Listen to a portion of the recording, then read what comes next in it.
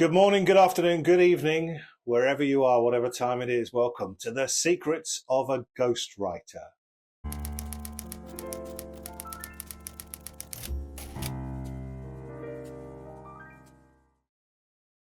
How to write a sports book. Now, I think this tutorial is probably for ghostwriters, but it might not be. We spoke in another tutorial about how journalism students or journalists in between paid jobs might turn to a bit of ghostwriting to boost their income, build up their portfolio.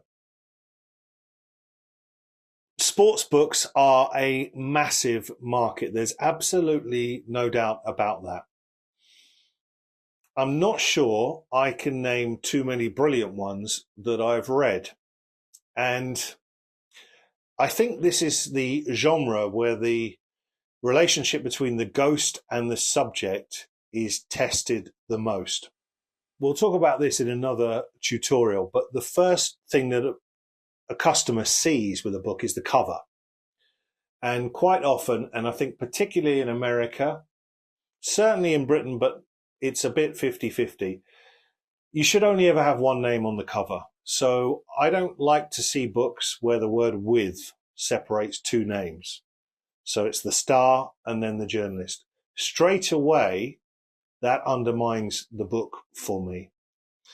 And it often makes me think that the sports star, who presumably is loaded, hasn't actually read their book.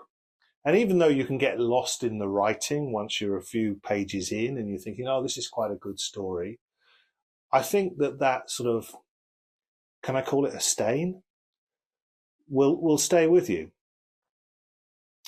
Now, in my experience, I can generally read sports books, particularly football, soccer, very, very quickly. For me, that is the weekend of the market.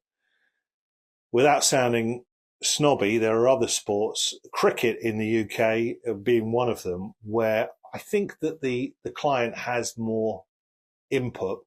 The nature of cricket at top level tends to involve many other cultures. You are traveling to incredible places in like the old British Empire, and that broadens the mind. Travel broadens the mind, doesn't it? But the key with sporting memoirs comes back to what I consider the two basic principles of ghostwriting, and that is, of course, action and emotion. What happened and how did you feel?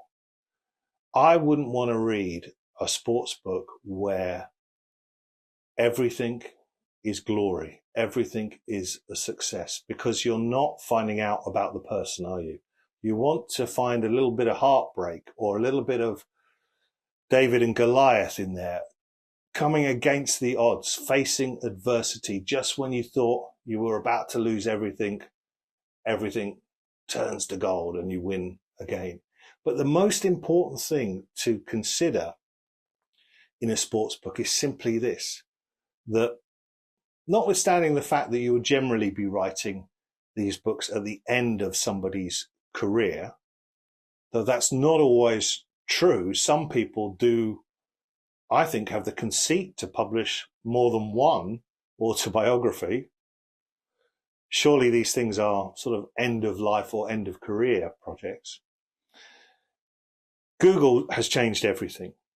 So in an era where we might have limited access to broadcast rights, broadcast sport on television, we didn't have the internet, and we certainly didn't have the Wikipedias.